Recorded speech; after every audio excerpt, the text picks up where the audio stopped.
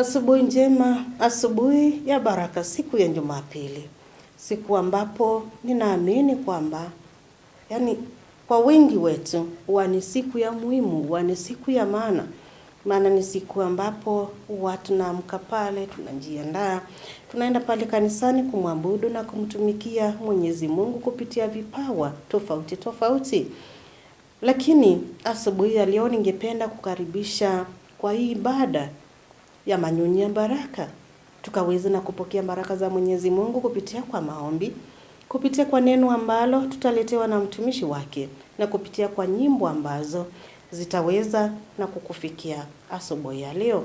Basi yule ambaye anatuletea hilo neno ni Pastor Rudy Sami kutoka kanisa la ABC Katangi wa Munyu Pastorate Machakos Sub-Headquarters, nikitumai kwamba utaweza na kuzipokea, maana uko tayari kuzipokea. Karibu.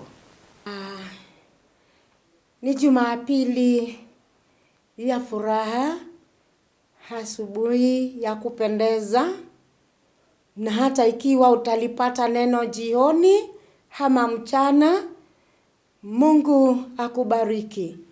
Nikikukaribisha katika mahubiri ya siku ya leo,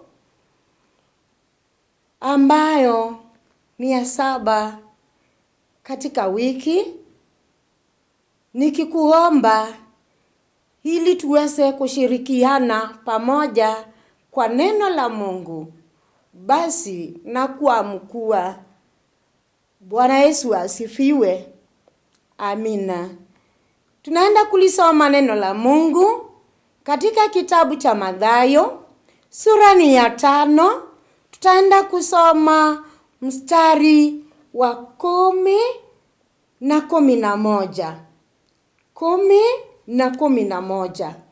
Neno la Mungu linasema hivi: heri 10. Heri wenye kuudhiwa kwa ajili ya haki, maana ufalme wa mbinguni ni wao.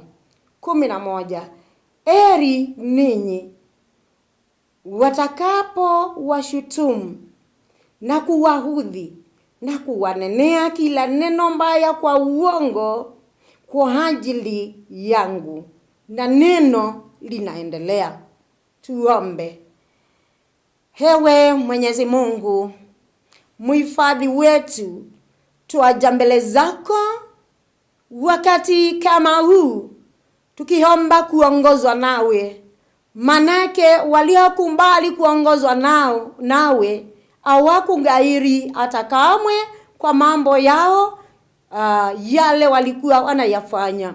Kwa hivyo wakati uongoze kwa ajili ya neno, kama vile umeweza kutuongoza wiki mzima, pia kwa siku ya leo tukitamatisha siku ya leo, Jehova Mungu uwe pamoja nasi. Kwa neno Bwana ukalifunue kwetu, na ukatusaidie tuweze kupata nguvu mpya. Katika jina la Yesu Kristo ninaomba, na hata tuomba na kuamini. Amen. Kulingana na vile tumesoma neno la Mungu, tunaenda kuangalia lengo ya siku ya leo ya wenye heri, ama watu waliombarikiwa. Ndio tunawaita wenye heri. Huyu ni Yesu Kristo, mwana wa Mungu. Kama vile aliomba ili apewe nguvu za kuhubiri ile neno, wakati kama huu sasa amewachukua wanafunzi wake. Na kulingana na vile tunaona kuanzia sura ya 5, 6, 7, Yesu Kristo amekaa na wanafunzi wake akiwahubiria kuhusu ufalme wa mbinguni, ili wajue wanapaswa kuokoka. Wakiokoka waache dhambi, hatimaye waweze kurithi ufalme wa mbinguni. Kwa hivyo alikuwa mlimani wakati kama huu pamoja na wanafunzi au wake, na jambo moja aliwaambia, na ilikuwa ni tahadhari wajue ya kwamba hata ikiwa wameokoka, hata ikiwa watabarikiwa, hata ikiwa miujiza itatendeka kwao, ni lazima wakutane na watu ambao watawaudhi. Na shetani anaingilia hao watu ili waweze kuudhika, waache ile neno, wamuache huyu Yesu. Kwa hivyo akawaandaa mapema. Neno linakuandaa likikuambia ya kwamba hata ikiwa wewe ni pastor, hata ikiwa wewe ni bishop, hata ikiwa wewe ni nani, hata ikiwa ni father wa Catholic, ujue ya kwamba ukiwemo katika ulimwengu huu, ni lazima watu wakuudhi, ni lazima watu wakunenee. Yesu ashafundisha, na aliwafundisha kabla mambo hayajatendeka, na aliwahubiria akiwahubiria. Maanake alikuwa anajua bila shaka ataenda msalabani, na haikuwa mchezo kwenda msalabani. Walimuudhi, walimpiga, walimfanyia kila jambo mbaya, kumtema mate chamani, wakamfanyia Yesu hayo. Aliwahubiria akijihubiria, na hakika ili hata yeye akiingia kwa mateso, kwa majaribu, kwenda msalabani, wakumbuke haya maandiko. Kwa hivyo ujue, ndugu yangu mtazamaji, ukiwa mahali popote uliko pa kazi, hata ukiwa umelala hospitalini, uko pale nyumbani, shuleni, hata wapi, jua ya kwamba jambo la kwanza ni kuokoka. Na ukiokoka umepata kibali cha kuudhiwa. Kwa hivyo utafanya nini? Utaanza kuuliza maswali. Huyu Mungu, huyu Yesu ambaye ameniokoa, mbona anaachilia hayo? Amekuambia kabla hajatendeka. Kwa hivyo ujue, ukiudhiwa pia wanamuudhi yule Yesu yuko ndani yako, na wewe umembarikiwa kwa ajili ya kumchukua Yesu, na kwa ajili ya kumweka moyoni, na katika akili zako, na katika mwili wako, na katika mambo yako, katika nyumba yako, mboma yako, ndugu yangu, kwa kazi yako. Auweki mairizi, umeweka Yesu. Kwa hivyo wewe ni mwenye heri na umembarikiwa, kwa maana umemchukua huyo Yesu Kristo, na umechukua neno lake. Tunapoangazia katika Agano la Kale, tunamuona pia Yeremia. Ukisoma kifungu chake cha 11 ama sura ya 11 mstari wa 21, kuna watu hapo wamemkusanyikia Yeremia kwa ajili ya kuhubiri neno na ukweli wa neno lake. Wakasema, tunjaribu tumuue, aache kutuambia maunabii yake. Alipojua, alipaza sauti mbinguni na akamwambia Mungu, na tazama, uko wapi wamepanga kuniua? Basi naye Mungu alipomweka kwa shimo, alituma pia mjumbe wake akamtoa pale kwa shimo. Wakamuona tena.